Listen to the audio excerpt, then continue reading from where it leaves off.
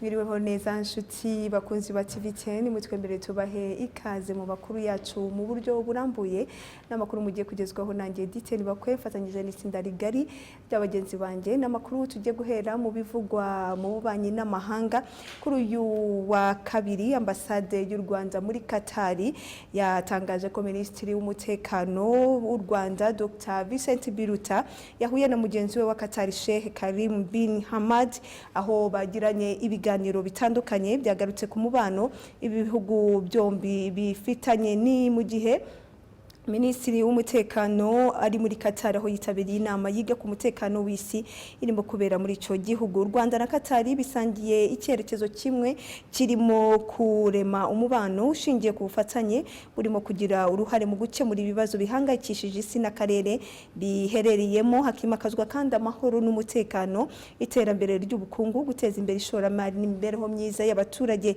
Leta ya Qatar kandi isanzwe iri umufatanyabikorwa w'ibanze w'u Rwanda nyuma yuko umubano hagati y'ibihugu byombi wakomeje kwiyongera mu bijyanye n'ububanyi n'amahanga ku mpande z'ibihugu byombi bagiye kandi bahurira mu nama zitandukanye abakuru b'ibihugu byombi ndetse bakagenda baganira uburyo bashimangira ubufatanye mu nzego nyinshi zitandukanye. Mu 2019 Amir Sheikh Tamim bin Hamad Al Thani yasuye igihugu cy'u Rwanda n'uruzinduko rwari rugamije guteza imbere umubano w'u Rwanda na Qatar ndetse uruzinduko rwabaye nyuma y'uko umukuru w'igihugu cy'u Rwanda mu 2018 nawe yari yagiriye uruzinduko muri Qatar. Mu twemerere duhindure ingingo tugaruke ku bijyanye n'inteko ishinga amategeko y'u Rwanda aho iyi nteko yakiriye urwego rw'igihugu rw'imiyoborere RGB bakaba baganiriye ku ngingo zitandukanye. RGB kavuga ko hari imiryango myinshi ishingiye ku myemerere itarongeye guhabwa ibyangombwa kubera ko itigeze yuzuza ibisabwa. Uru rwego kandi rukavuga ko hari abamaze gufungurirwa bagera kuri 40 n'abane nyuma yuko bari bamaze gufungirwa. RGB ikagaragaza ko hari byinshi birimo gukorwa ariko ikaba itewe impungenge nuko insengero zafunze zimukiye ku miyoboro ikorera kuri internet. Ibi bakavuga ko itegeko rigenga itangazamakuru rishobora kuzabikemura. Byagarutsweho kandi n'umuvugizi n'umuyobozi mukuru w'uru rwego Dr Uwicyeza Doris ubwo yari mu nteko ishinga amategeko y'u Rwanda. Turaza kugaruka kuri iyi ngingo mu kanya gato. Mutwemerere duhindure ingingo tubabwire ko ubwo hatangizwaga inama mpuzamahanga yiga ku ikoranabuhanga ryifashishwa mu buvuzi muri Afrika, Minisitiri w'ubuzima Dr Sabin Nsanzimana yerekanye intambwe u Rwanda rwateye mu kwimakaza ikoranabuhanga muri serivisi z'ubuvuzi ndetse avuga ko uru rugendo rwagiye rutanga impinduka nziza. Yavuze kandi ko uru rwego rw'ubuvuzi ndetse no guhanga udushya mu buvuzi mu ikoranabuhanga bidakwiriye kugira abo bigenerwa gusa kandi ko n'umugabane wa Afrika ubishoboye. Mutwemerere duhindure ingingo tujye muri Nyaruguru. Hari bamwe mu baturage batuye mu karere ka Nyaruguru bavuga ko bahinze imyaka yabo irera ku butaka ihera mu butaka kubera ko kuva igihembwe cy'ihinga cya A gitangiye imvura yaguye rimwe gusa. Ubuyobozi bw'akarere ka Nyaruguru bukavuga ko iki kibazo bukizi ndetse bukagaragaza ko hari ibiri gukorwa kugira ngo abaturage babe bafashwa. Prince Theogene Zabihimana yatuteguriye byinshi kuri iyi nkuru. Ubusanzwe igihe cy'ihinga iyo cyagenze neza imvura yabonekeye igihe ndetse n'abahinzi bagahingira ku gihe imyaka imwe n'imwe nk'ibishyimbo byakabaye bigeze igihe cyo kubagarwa, bamwe na bamwe banasoroma umushogoro wo guteka abandi basoroma imboga ziba zarameze mu mirima bityo ntibahure n'ikibazo cy'inzara. Ku batuye mu karere ka Nyaruguru by'umwihariko abatuye mu murenge wa Rusenge baganiriye na Radio TV10 ubu ngo siko bimeze kuko mu mirima nta kirimo bitewe nuko bategereje ko imvura igwa baraheba ndetse n'imyaka bahinze ihera mu butaka yanga kumera. Turamapfa tumereye nabi. Reba uko hano hameze ntacyo tuguhisha. Higeze kugwa imwe turayikubirana turakora ari bwo bw'ubu bukozi ubona ariko ubu urabona ko mu minsi iri imbere nta gihindutse urabona ko tuza gutaha kandi twarakoze. Imvura ntayo abantu bari bakoze barahinga pe ibishyimbo bari bamwe bari batangiye no kubishyiramo ibiti ariko imvura yarabuze yigeze kugwa turahinga abantu bina barakora bafugira n'umwete wo gukora. Ino harera ariko kubera ikibazo cy'ikirere wapi turabona imisozi yose yambaye ubusa.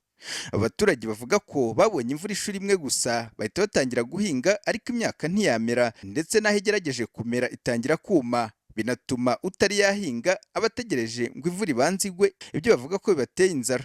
Kubura imvura harimo nk'aho tutaranatera rwose. Reba nk'ibi bishyimbo biri aha ngaha, ubu mu minsi mike urabona ko aba ari amakara, nimba Imana nta kidukoreye muri iyi minsi. No hinze utujumba mu kabande twabaye imungu, abantu barashonje. Abantu benshi nkatwe tugenda ahantu usanga abantu benshi barashonje kubera ko abantu barakoze ariko ibintu byarabarabaye. Twarahinze ariko se guhinga ibihera mu butaka nk'ibishyimbo twateye byahinahisemo kubera imvura. Ni ikibazo ubuyobozi bw'akarere ka Nyaruguru buvuga ko kizwi, ukanavuga ikigiye gukorwa nk'uko umuyobozi w'akarere ka Nyaruguru Dr Emmanuel Murwanashyaka bivuga. Ubundi nk'uko bigaragara nyine urabona hose ko hatari imyaka bitewe n'izuba ryahavuye, ariko icyo turimo dukora ni ukugira ngo byibuze abafite uduhaga bashobore kuduhinga. Ikindi nanone imusozi turimo turabasaba kuhahinga ibijumba ndetse n'imyumbati nk'uko ari ibihingwa byera hano cyane, ku buryo rero twumva ko byibuze utahinze ibi bishyimbo ariko mu mibande tuhahinge ku buryo bwose burambuye. Ubusanzwe abatuye aka karere ka Nyaruguru ahanini batunzwe n'ubuhinzi, aho 88% by'abatuye aka karere babaho babikesha ibyo bakoze mu buhinzi. Prince Theogene Nzabihimana, Radio TV10, Nyaruguru mu ntara y'Amajyepfo. Urakoze cyane Prince Theogene Nzabihimana. Naho bamwe mu bakoresha umuhanda werekeza Ikabuga baravuga ko bakeneye ku uyu muhanda wakwagurwa kubera ko haberamo impanuka zikomeye. Ni inkuru twateguriwe na Ntambaragaririwe. Aya majwi mwumva n'umuvundo ubinyabiziga urahabereye impanuka. Abaganga mu mbangukira gutabara bari gutanga ubutabazi bw'ibanze ku bakoze impanuka. Aha ni ku Murindi ahazwi nka 15 ku muhanda uturuka mu Giporoso werekeza Ikabuga mu mujyi wa Kigali. Hari umugabo wari utwaye moto y'amapine 3 izwi nk'ikimoto, arasobanura ko umumotari wari ugiye kumunyuraho yabuze inzira abaramugonze n'abarenga umuhanda. Kubw'amahirwe nta wasize ubuzima, nubwo umumotari n'umugenzi bakomeretse bikomeye. Ngeze hano kuri umuhanda ujya kuri ujya ku bitaro Kanombe. Umumotari ndimo ngenda gucya, umumotari araza aradepasa kwa kundi badepasirize buryo akubita kuri kesariyeri, ahita atakiribure aramanuka hariya hepfo, nanjye nta kiribure ngiye kugonga no mu mama wari uruguye hano hafi, mitako nyimanura nyiyobora mu bishyimbo hariya kuko hagarara. Ubwo twarimo dutariye inkuru, hari n'indi manuka irimo iba muri ako kanya yaberaga hafi aho ngaho. Umunyonzi yarimo agongana na kwasiteri. Nara hirya buriya igare na kwasiteri byagonganye. Uyu muhanda ni mutoya cyane. Naha hirya none irahabaye hano ya kwasiteri ni gare. Hano hirya hanga irahabaye. Ni itararangira. Urumva ni ikibazo gikomeye. Abaturage baratunga agatoki ubuto bw'uyu muhanda Giporoso Kabuga kariho nyirabayazana w'izimanuka kuko mu bihe bitandukanye zikunda kuhabera. Barasaba ko uyu muhanda wakwagurwa kuko hakunda kunyuramo n'ibikamyo biturutse muri Tanzania. Ndabona bisi twaye abagenzi mu hirya hano bagera abazimu rwose. Cyangwa se ikindi gitero nimba ari umuhanda muto ntago mbizi. Ariko hano akunda kuyimanuka inshuro nyinshi cyane. Wakagurwa ukaba munini cyane no muhanda. Hano ukora ikosa gatoya bigahita ugasanga urenze umuhanda kubera amakamyo menshi abanacamo. Umuhanda n'ibinyabiziga bihanyura imbaraga nta mbaraga ufite uyu muhanda. Ntabwo hora muri kwasiteri ebyiri umumotari ubona aho. Ubaye munini izi kamyo zikabona ukuntu zijya zitambuka tutazegereye byadufasha cyane. Hano haba impanuka nyinshi, hano bushobora kwirana hatabereye impanuka. Ikibazo cy'umuhanda muto kandi aya masaha n'amakamyo nibwo bari kugenda. Ni ikibazo kereka bongereye umuhanda. Umuyobozi w'ikigo cy'igihugu gishinzwe iterambere ry'ubwikorezi RTDA Imena Munyampenda avuga ko bagiye kwagura uyu muhanda ku buryo mwaka utaha imirimo izabitangiye. Mu nyigo nuko nguko bimeze, kuva ahantu bita ku Cyamitsingi ukagera urenze gato y'Inyange tuzakora 40 uko twakoze uyu muhanda wa Sonatube Gahanga, noneho kuva Prince House uza ukagera ku cya Mitsingi tuzareba ukuntu dushiraho etaje kugira ngo tukemure ibibazo bisanzwe bihari bya ambuteyage. So turasaba ko abaturage bihangana, inyigo tubikora n'amafaranga turi kwishakisha, ubwo inyigo nizirangira amafaranga akaba approve kugira ngo umwaka utaha dushobora gutangira, wabona ko ari akazi tutangiye gukora hariya. Uyu muhanda Giporoso Kabuga utungwa agatoki kuba ugira umuvundo mwinshi w'ibinyabiziga wagiye ushyirwaho imishinga myinshi, harimo no kubakaho umuhanda ugeretse.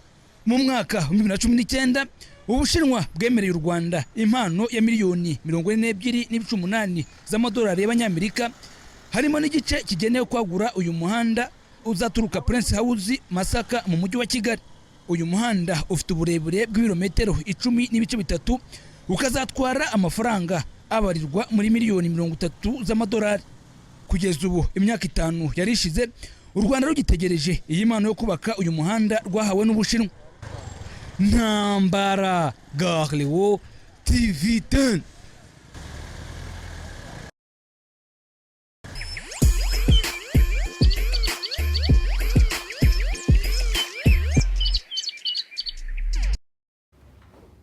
Ikaze nanone mu makuru ya TV10 mutwemerere tujye Nyamasheke, aho hari abaturage batuye muri aka karere ahagize ikirwa cya Kirehe. Abo baturage baravuga ko batewe impungenge no gukora urugendo rurerure rungana n'amasaha 2 n'inyuma yuko insengero zigera kuri 3 zari kuri iki kirwa zafunzwe muri gahunda yo gufunga insengero zitujuje ibyangombwa. Aba baturage bakagaragaza ko iri funga ry'insengero ryasize hari bamwe mu baturage bashobora kwishora mu ngeso mbi kubera ko batagifite aho bateranira.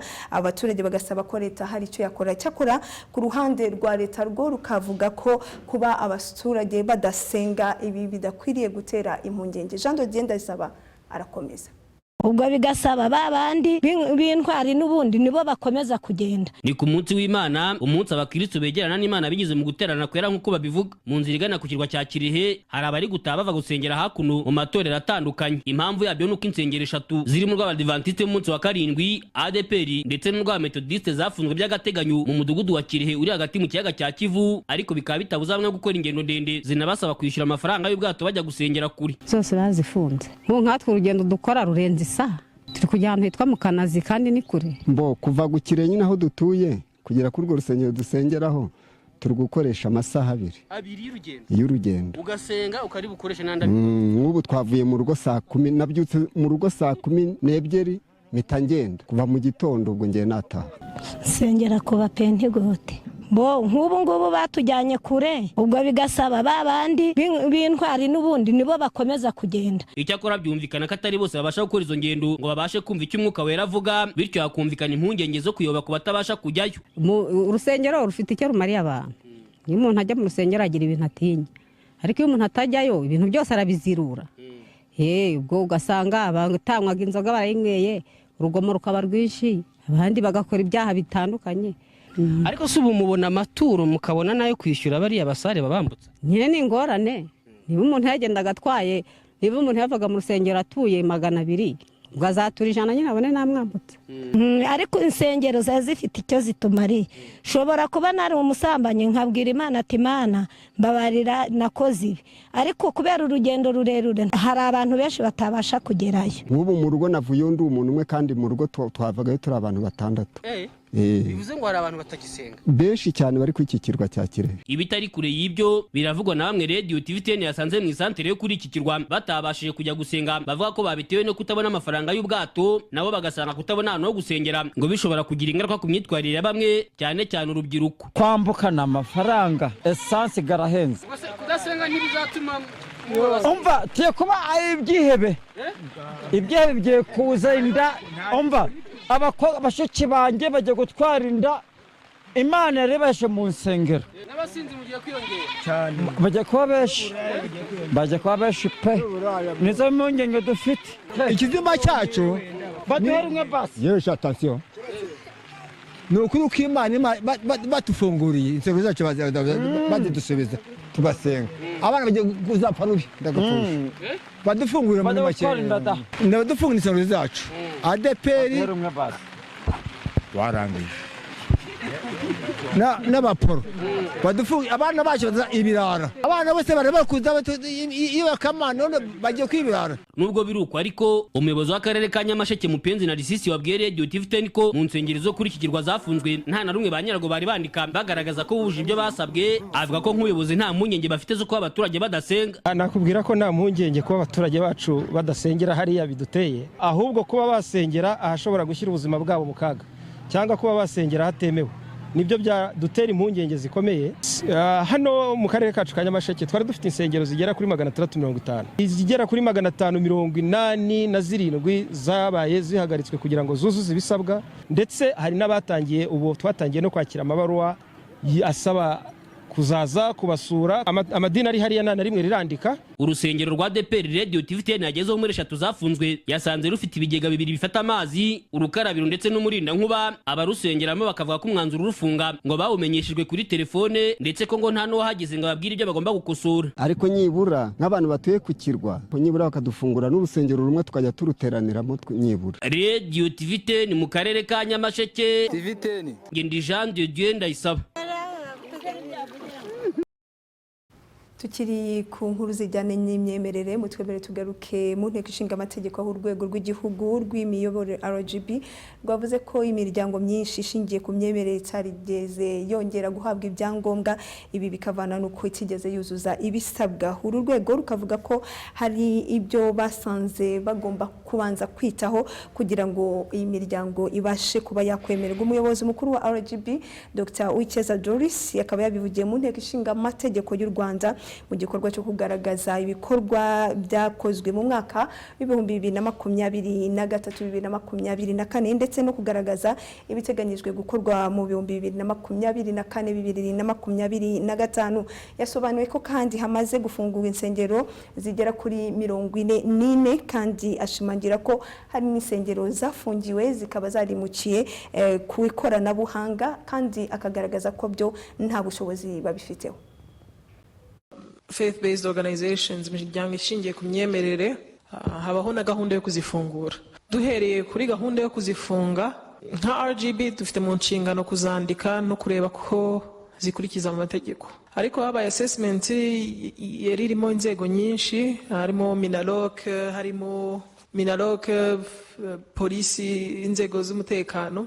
Twagiye tureba ibi nko mu byiciro bibiri. Hari nyinshi zagiye zifungwa kubera ko zitujuje ibisabwa na building code, ugasanga nta murinda nkuba, badafite ahantu ho gusohokera hagari.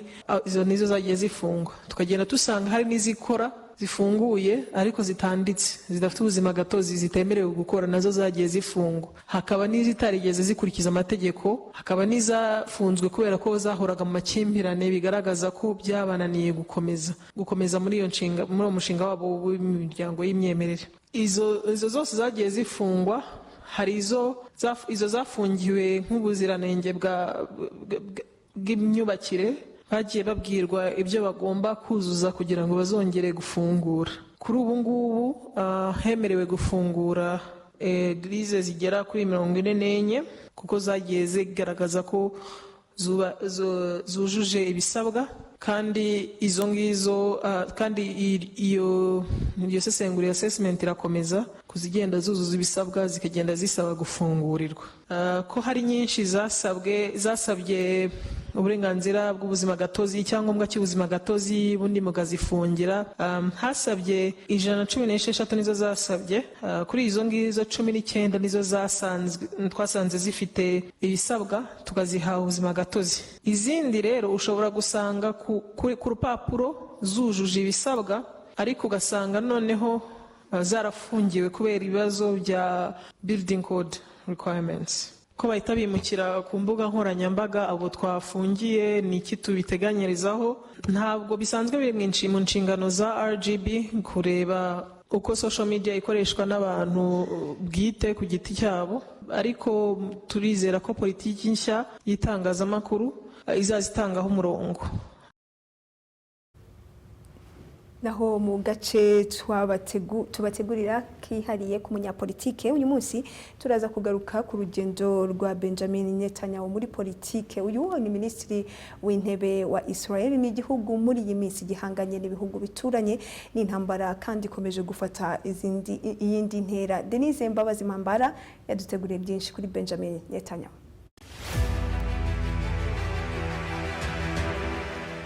Benjamin Netanyahu bakunze kwita Bibi yavutse mu mwaka w'1949 kugeza uyu munsi niwe umaze igihe kinini ku mwanya wa minisitiri w'intebe muri Israel kubera ko amaze imyaka 17 yose hamwe.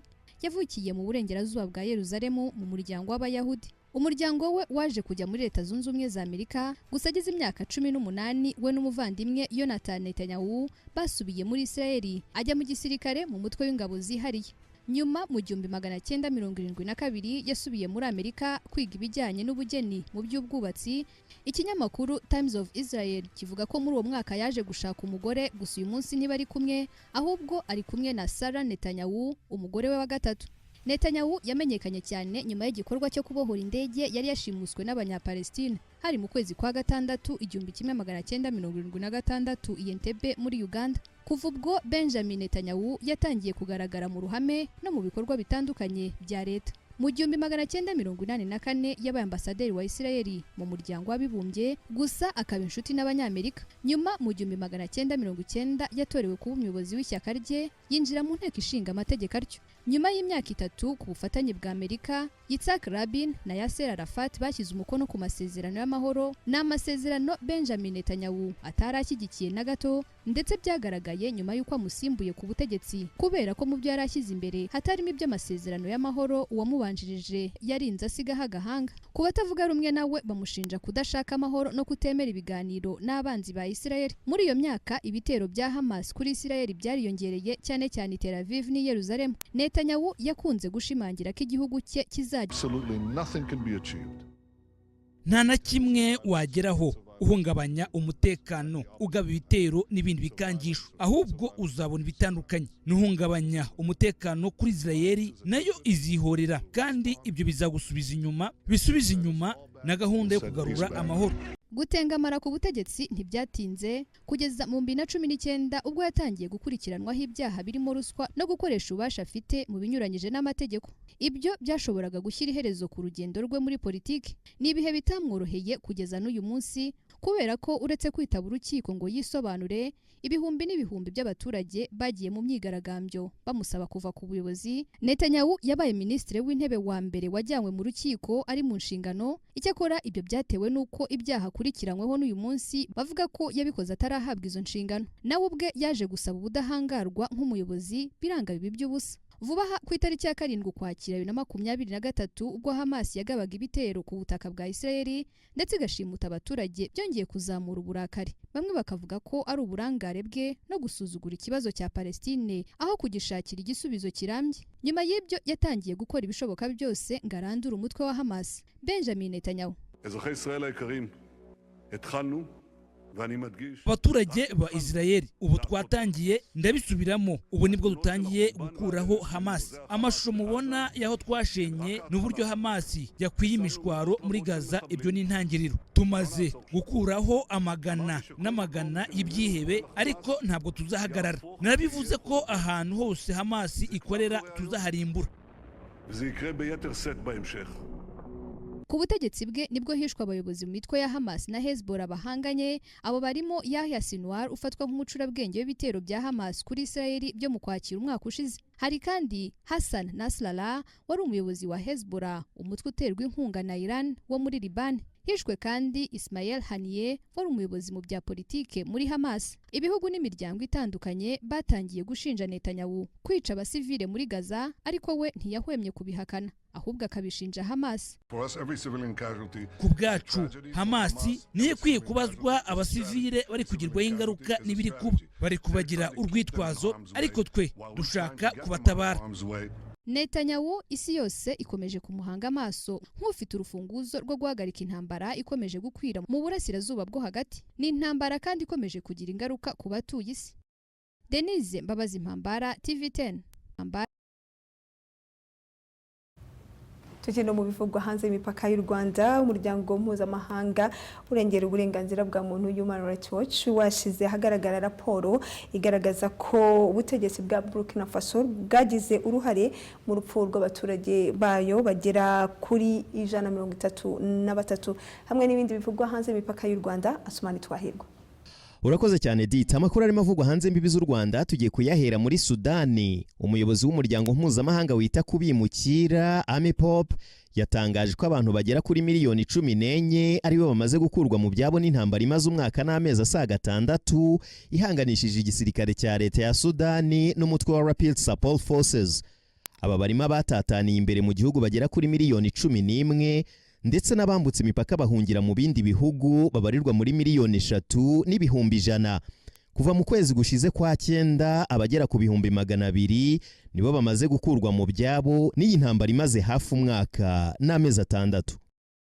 Amakuru arimo avugwa hanze imbibi z'u Rwanda tugiye kuyakomereza muri Burkina Faso. Umuryango mpuzamahanga uvuga kurengera uburenganzira bwa muntu Human Rights Watch wakiza hagaragara raporo ishinja ubutegetsi bwa Burkina Faso gutuma abaturage babarirwa mu 133 babura ubuzima abandi bagahunga bitewe n'igitero cy'intagondwa cyagabwe muri komine ya Barisalogo.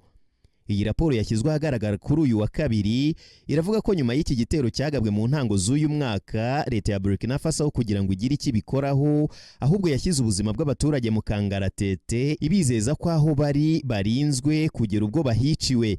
Muri iyi raporo Human Rights Watch iravuga ko iyo yatabamo uburangare bwa leta ibi bitari kuba. Icyakora Minisitiri w'Ubutabera witwa Edaso Rodrigue Bayala yabwiye Associated Press dukesha iyi nkuru ko ibikubiye muri raporo ya Human Rights Watch byose ari ibinyoma kuko itigeze igaragaza uburyo aba baturage bagiye bicwa n'ibi byihebe bafite aho bahuriye n'igisirikare cya leta kuko muri iyi raporo hari aho bagaragaje ko leta yashutse abaturage ikabashora mu bikorwa byayo byo kurwanya intagondwa ziyitirira idini ya Islam. Amakuru arimo avugwa hanze imbibi z'u Rwanda tugiye kuyasoreza mu burasirazuba bwo hagati. Leta ya Isirayeli yahagaritse ibikorwa by'ishami ry'umuryango w'abibumbye ryita ku mpunzi muri Palestine. Umwe mu bakozi bakuru b'ishami ry'umuryango w'abibumbye ryita ku mpunzi muri Palestine rizwi nka UNRWA yatangaje ko guhagarika ibikorwa by'iryo shami bizateza icyuho kinini mu kazi bakoraga ko kugeza ibikorwa by'ubutabazi mu batuye mu ntara ya Gaza. Ibi Jonathan Fowler uvugira UNRWA yabitangaje nyuma y'icyemezo cy'inteko ishinga amategeko ya Isirayeli gihagarika burundu ibikorwa by'iryo shami muri Isirayeli no mu burasirazuba bwayo ariho muri Palestine. Ni icyemezo cyanenzwe bikomeye n'imiryango myinshi mpuzamahanga n'ibihugu birimo na Leta Zunze Ubumwe za Amerika. Urakoze cyane Asumani Twahirwa ni nawe udushyiriye akadomo ku makuru yacu twabagezagaho mu buryo burambuye. Mwakoze kubana natwe muri iyi gahunda y'amakuru hamwe n'itsinda twari dufatanyije. Turabashimiye. Ndiye Edith Nibakwe mukomeze mukurikira ibiganiro bitandukanye TV10 yabateguriye.